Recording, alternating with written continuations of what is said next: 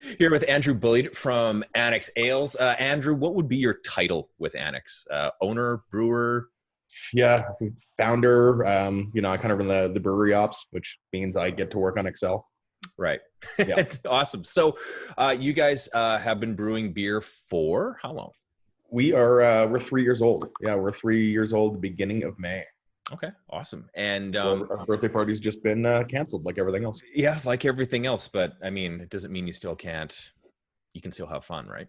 Yeah, we can. Well, we'll tuck into a beer or two, I'm sure. Yeah, I'm sure you can. So what was kind of I mean, obviously, you've been a brewery, worked in the beer industry for a long time. Maybe saying the inspiration behind starting your own brewery is maybe a bit of a moot point. But when you started Annex, what was the plan and how did you set out to be different? Well, my partner and I, back 3 years ago when we started, there weren't that many breweries. We were just starting to see like the explosion of breweries, or in the beginning of the explosion that was soon to come. We kind of looked around. Tap rooms weren't really a thing. We set out to start trying to essentially change the way people were buying beer. So we wanted people to come directly to the source, go to the tap room, experience the beer and the brand and the atmosphere that we're putting together. Encourage people to start um, shopping locally and buying their beer as freshly as possible. So direct from the source is always a great option. And there's tons of good retailers that are really starting to get on with craft beer, and they're realizing it has to be stored cold and proper rotation. And we're just trying to really preach that ideal. And so, what was the process like between, okay, we're going to start a brewery and the brewery is open? What was that kind of timeline like? And how did that all go? Was it like lengthy? Did you pull it all together? Like, how did that work?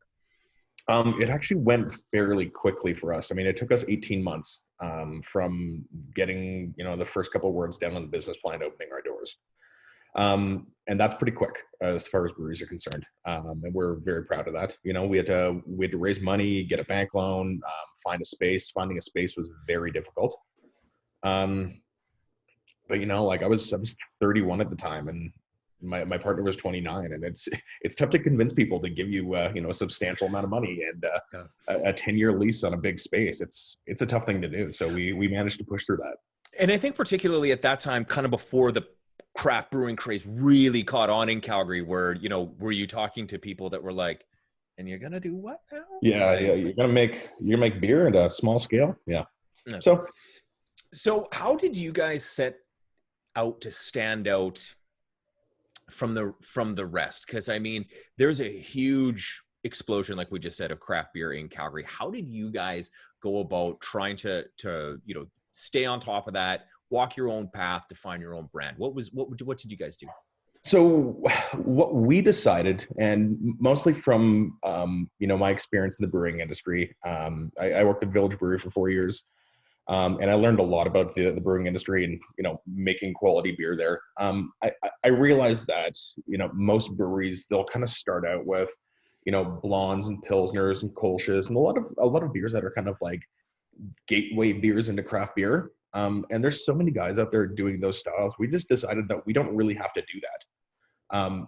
We don't have to be the intermediary between people drinking macro lagers and people jumping headfirst into craft beer. So we decided to focus on kind of the North American brewing tradition. We make big IPAs. Like, we're a very hop forward brewery. So we focus on IPAs and sours, and we just wanted to make stuff that was really flavor forward and a little bit more aggressive than what everybody else was making, and we were able to do that on a smaller scale. So let's talk about your tasting room in and of itself. I mean, when a lot of people think of a brewery tasting room, it's like literally thinking of like a tap room. Some of them in Calgary are awesome. Some are really small and cozy.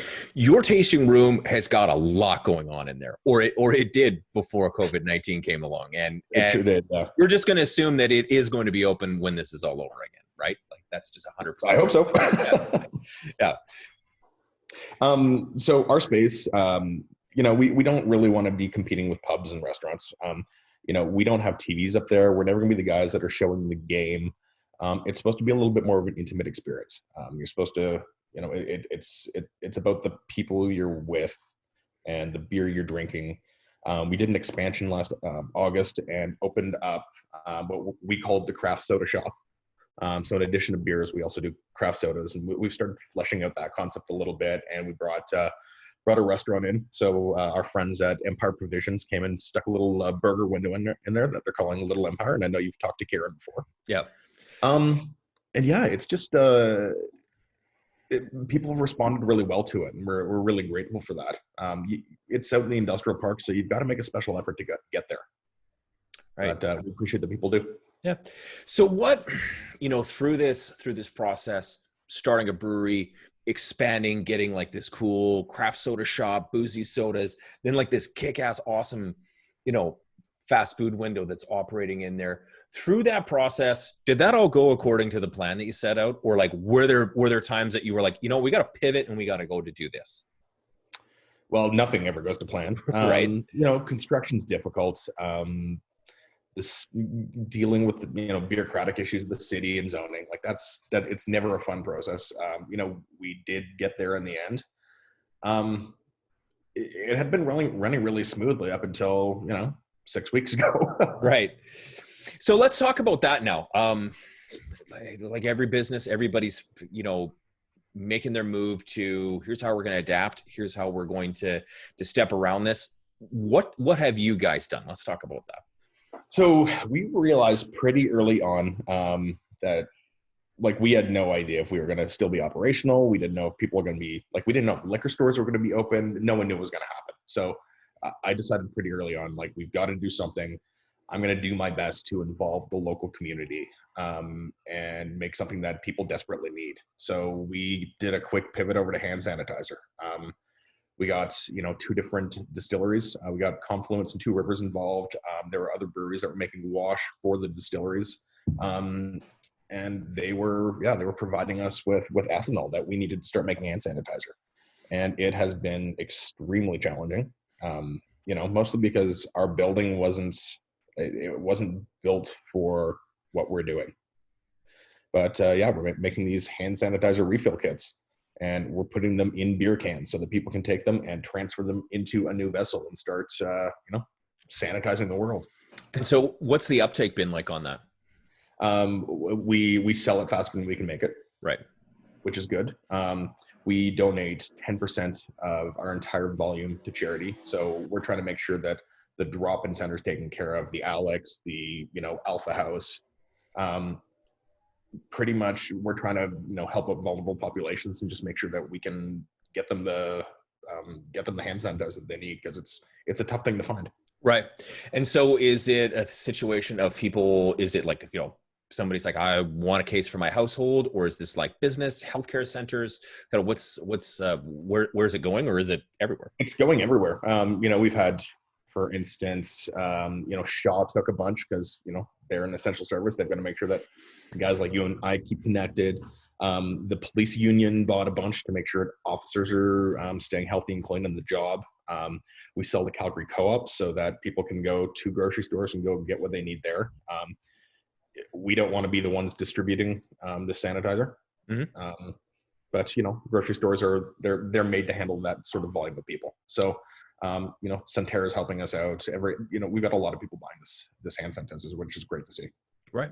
So let's talk about on the beer side of things. How has the game changed for you? Obviously, nobody's coming in to buy beer, but people still want to drink beer. Oh, people are drinking a lot of beer. People at home, and they're bored, and they're drinking, and we're grateful for it. So everything's moved to cans.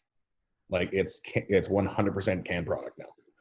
And we're lucky, we're one of the smaller breweries that has their own canning line and production facility, and that has enabled us to do the hand sanitizer and can as much product as possible.